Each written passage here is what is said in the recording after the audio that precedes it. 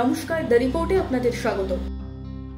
বয়স যে কোনো বাধা নয় তা আরো একবার প্রমাণিত হলো, কারণ জীবনের ময়দানে সেঞ্চুরি করার পরও আরো একটি আশায় বুক বাঁধেন জলপাইগুড়ির রাজেন্দ্র কিশোর রায়। আর সেটা হলো বাংলার মুখ্যমন্ত্রী মমতা বন্দ্যোপাধ্যায়কে সামনে থেকে একবার দেখা। খুব বেশি না হলেও মাঝে মধ্যেই শতার্ধ বৃদ্ধ বৃদ্ধাদের কথা আমরা জানতে পারি। আবার তাদের বাড়ি গিয়ে ভোট সংগ্রহ করার নজিরও রেখেছে নির্বাচন কমিশন। তবে জলপাইগুড়ির রাজেন্দ্রবাবু আলাদা কোথায়? আসলে 101 বছরে পড়লেও একেবারে ফিট তিনি। আর শুধু যে ফিট তাই নয়, সুযোগ পেলে হিরোনি পড়তেও ছাড়েন না এই রসিক মানুষটি। সেই সঙ্গে নিজের গণতান্ত্রিক অধিকার সম্পর্কেও যথেষ্ট সচেতন এই শতার্ধ বৃদ্ধ। জলপাইগুড়ি লোকসভা কেন্দ্রের অন্যতম প্রবীণ ভোটার রাজেন্দ্র কিশোর রায় প্রত্যেকবারের মতো এবারও ভোট দেওয়ার মাধ্যমে নিজের গণতান্ত্রিক অধিকার প্রয়োগ করবেন। খানিক মজা ছলেই সাংবাদিকদের প্রশ্নের উত্তরে বললেন, কাকে ভোট দেওয়া যায় বলুন তো? আর তারপরই তৃণমূল সুপ্রিমো মমতা বন্দ্যোপাধ্যায়ের নামে একেবারে দরাজ গলায় প্রশংসাও করলেন রাজেন্দ্রবাবু। শুধু তাই নয়, তিনি বললেন যে তিনি একেবারে লিখেও দিতে পারেন যে এবার ক্ষমতায় নাকি তৃণমূলই আসবে।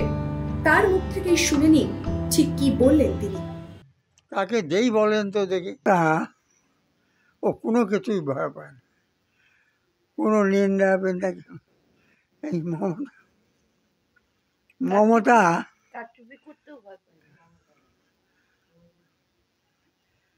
নিন্দারে নাহি ডরে, সাহসী মহিলা, নিন্দারে নাহি ডরে।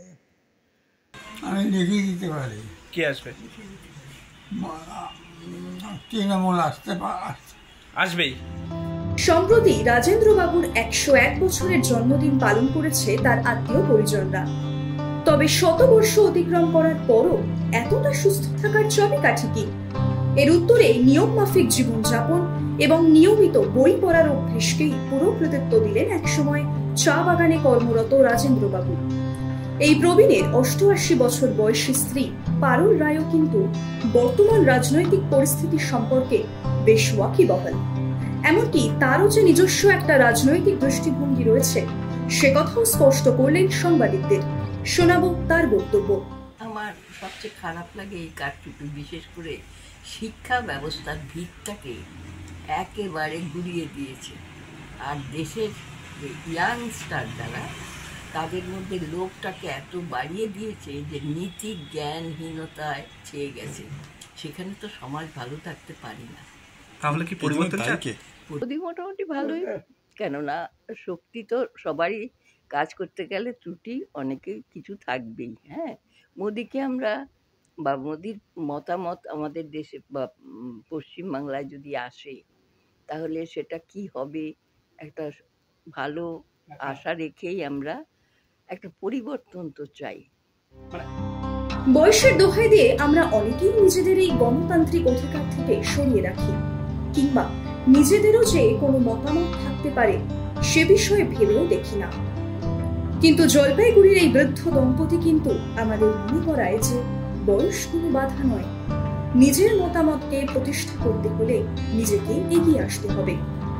আর কথায় আছে না, যতক্ষণ শ্বাস ততক্ষণ আশ। মুখ্যমন্ত্রীকে দেখার আশাকে এখনো সযত্নে লালন করে চলেছেন মাত্র 101 বছরের রসিক মানুষ রাজেন্দ্র কিশোর রায়। জলপাইগুড়ি থেকে অমিত বণিকের রিপোর্ট, দ্য রিপোর্ট। আরো বিভিন্ন খবরের আপডেট জানতে হলে দ্য রিপোর্ট চ্যানেলটিকে সাবস্ক্রাইব করতে ভুলবেন না, কারণ আপনাদের একটা সাবস্ক্রিপশন আমাদের কাছে অত্যন্ত মূল্যবান। জয় হিন্দ।